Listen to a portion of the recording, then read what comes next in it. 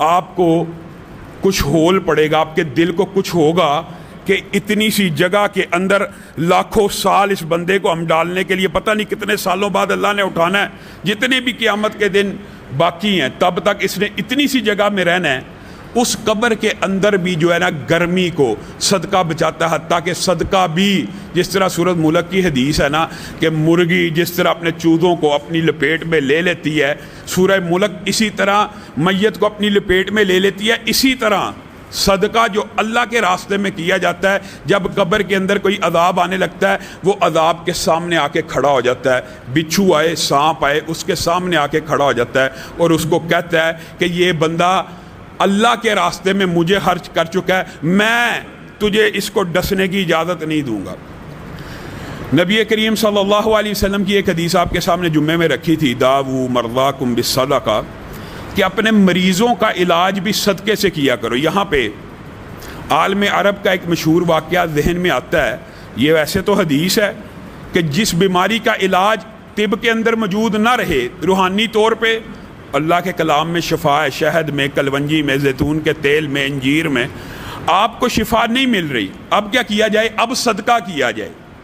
عالم عرب کا مشہور واقعہ ہے، ایک عربی عالم کا بیٹا ایسے مرض کا شکار ہو گیا جس کا کوئی علاج ہی نہیں، تھک گیا، ڈاکٹروں کے پاس جا آ کے بہت علاج کیے، ایک رات گھر میں لیٹا ہوا تھا، اس نے خود یہ واقعہ تحریر کیا کہ میرے دماغ میں نبی کریم صلی اللہ علیہ وسلم کی یہ حدیث گردش کرنے لگی، میرے ذہن میں ایک جھماکہ سا ہوا، ایک روشنی سی پیدا ہوئی، میں جیب کے اندر حسب استطاعت پیسے لے کے نکلا، پورے محلے میں گردش کی، کوئی بندہ بھی نہیں ملا کہ جس کو میں پیسے دے سکوں، اور نیت صدقے کی کر چکا تھا، اور اس نیت سے کہ اللہ میرے بیٹے کی بیماری دور کر، گھر واپس آتا ہوں ایک لاغر سی بلی دیکھتا ہوں، میں سوچتا ہوں کوئی بندہ تو نہیں ملا۔ میرے بھائیوں، یہ اتنا بڑا نیکی کا کام ہے، بندے کے اوپر صدقہ کرنا تو بہت ہی اجر و فضیلت کی بات ہوگی۔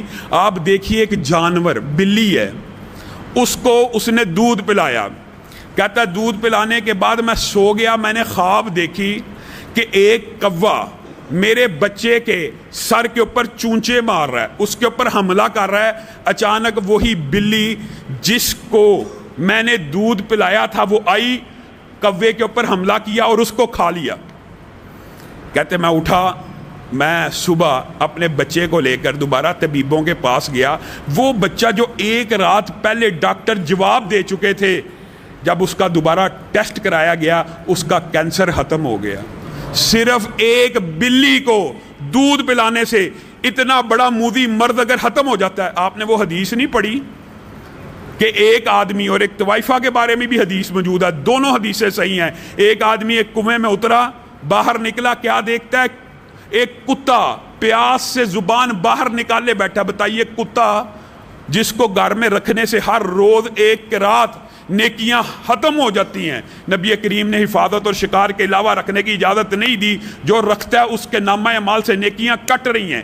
اس جانور کو باہر نکلا کہ یہ بھی اللہ کی مخلوق ہے، اپنے موضع میں پانی پلایا، نبی کریم نے کہا اللہ نے اس کا یہ عمل قبول کیا اور اس عمل کی وجہ سے اللہ جنت میں داخل کر دے گا۔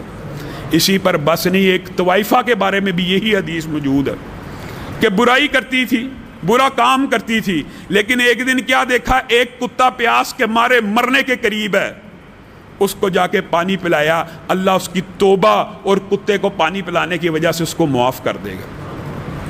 میرے بھائیوں، یہ اتنا بڑا نیکی کا کام ہے، ہم نے اس کو بڑا معمولی سمجھا ہوا ہے۔ نبی کریم صلی اللہ علیہ وسلم کی ایک حدیث کی طرف اگر آپ غور کریں نا، آپ کو اس کی اہمیت کا اندازہ ہو جائے۔ اس حدیث کے اندر زنا کی قباحت کی بھی بہت بڑی بات ہے، اور بڑی دردناک بات اس حدیث میں موجود ہے۔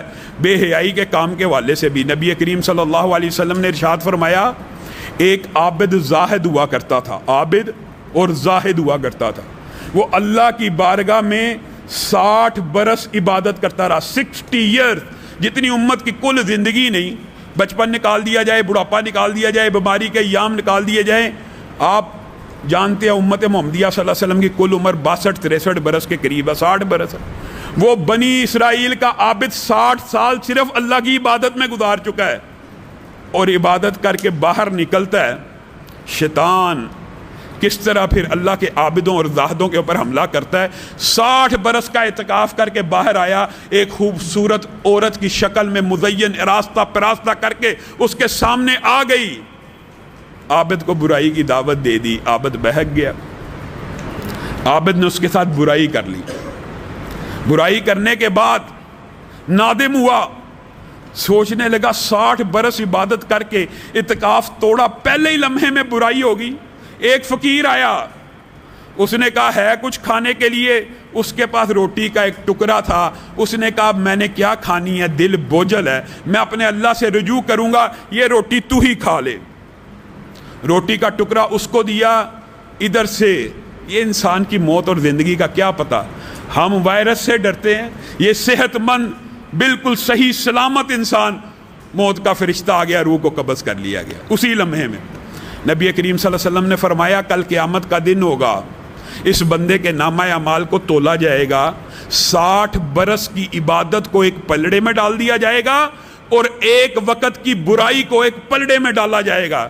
میرے بھائیوں، ہم کس دنیا میں جی رہے ہیں؟ 60 برس کی عبادت ایک پلڑے میں، ایک وقت کی برائی ایک پلڑے میں۔ نبی کریم صلی اللہ علیہ وسلم فرماتے ہیں اللہ کی قسم زنا کا پلڑا بھاری ہو جائے گا، 60 برس کی عبادت ہلکی ہو جائے گی، کیونکہ جب انسان یہ حدود کا گناہ کرتا ہے نا، اصل میں اس کا ایمان اس کے سر کے اوپر چلا جاتا ہے۔ ایمان ہو تو انسان برائی کرے، ایمان ہو تو حد توڑے اللہ کی۔